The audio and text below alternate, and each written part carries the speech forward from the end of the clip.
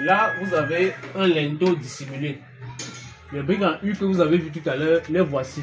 On fait le plancher, on pose les briques, on met l'armature à l'intérieur de la brique, une très petite armature, on coule le béton et l'élévation continue immédiatement. À la fin, vous voyez, il n'y a pas de béton visible.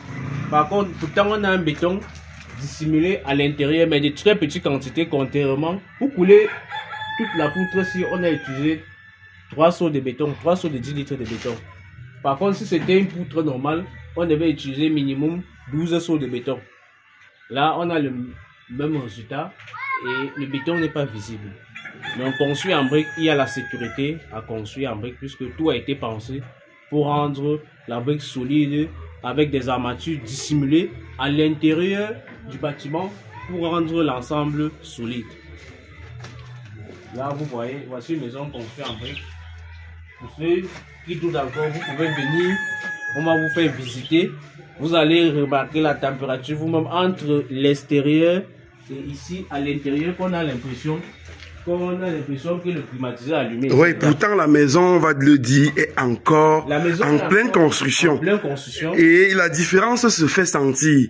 Donc à l'extérieur, il fait vraiment chaud et ici à l'intérieur, on a l'impression qu'on a mis la clim. Oui. Quand on a encore des ouvertures partout, le plafond n'est pas encore fait. Exactement. Donc, imaginez un instant une maison à Douala où il fait frais comme si on était au village à l'ouest ou ailleurs. C'est ça. Où il fait froid. Et là, nous sommes précisément à Douala. C'est ça. Donc, la construction en briques autobloquant stabilisée avec le ciment, briques de terre autobloquant stabilisée avec le ciment est là pour répondre à ce besoin et c'est l'avenir de la construction en Afrique. C'est avec les briques de terre comme vous voyez devant vous. Donc, même si vous qui êtes les débrouillards, qui voulez construire votre maison, ne faites pas l'erreur de payer le parpaing pour construire la maison parce que vous voulez fuir la location et ne jamais faire les finitions. Voici une maison qui est en briques, aucune finition n'est faite. La maison est déjà habitable. On chape le sol, on entre dans la maison. Progressivement, on peut venir mettre le plafond ou mettre le carreau au sol pour ceux qui veulent. Là, on a déjà un intérieur digne.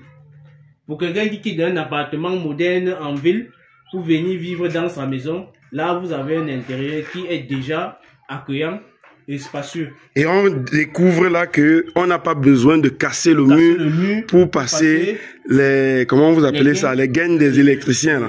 Ouais. Voilà tous les gaines qui ont été passés. Après, on va venir faire augmenter l'entaille, fixer le boîtier, c'est tout.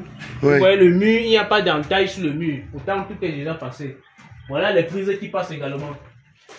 La prise passe au sol. Ça vient ressortir là où il doit rester. L'électricien doit venir finir son travail et puis c'est tout. On ne va pas détruire tous les murs parce qu'on veut passer l'électricité ou parce qu'on veut passer la plomberie. Donc voilà le résultat des projets construits en briques. Et là, vous pouvez voir, ça ce sont des poutres décoratifs. Exact. Ça, ce n'est pas un vrai poteau. On fait des trucs décoratifs comme ça. Après, on va les peindre peut-être en blanc ou en beige selon le goût de chacun pour ressortir la brique. Donc c'est un peu ça. Vous voyez même au-dessus des portes, ce sont des décorations qu'on fait pour faire ressortir la brique. Justement. Et donner une certaine architecture à l'ensemble de la maison. Donc c'est un peu ça. Voilà les gars, en toute honnêteté, il y a une très grosse différence. Moi, j'étais à l'extérieur, il fait chaud à Douala actuellement. Et lorsque je suis entré dans la maison, je me suis demandé, mais comment ça se passe? Et j'ai retenu justement que c'est parce il y a des ouvertures sur des briques, comme tu m'as expliqué. Oui, la température est isolée à l'extérieur. Exactement. Oui, donc pour vous qui êtes à l'étranger, qui ne peuvent pas arriver pour le moment, dites-nous en commentaire si vous êtes intéressés.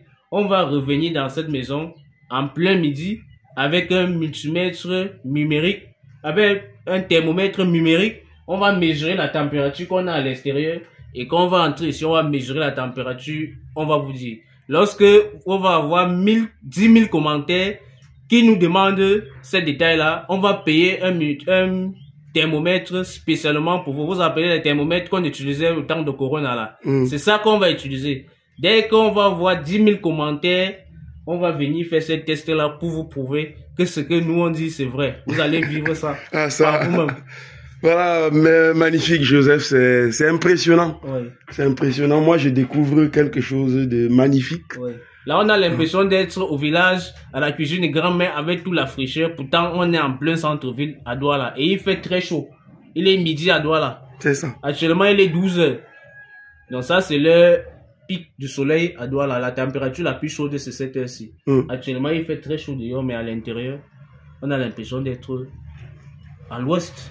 Voilà les gars, restez connectés parce que la vidéo, j'ai fait une vidéo tout à l'heure avec Joseph pour qu'il nous présente des machines pour fabriquer ces briques autobloquantes. Donc on a fait l'émission tout à l'heure et elle sera disponible sur la page en semaine.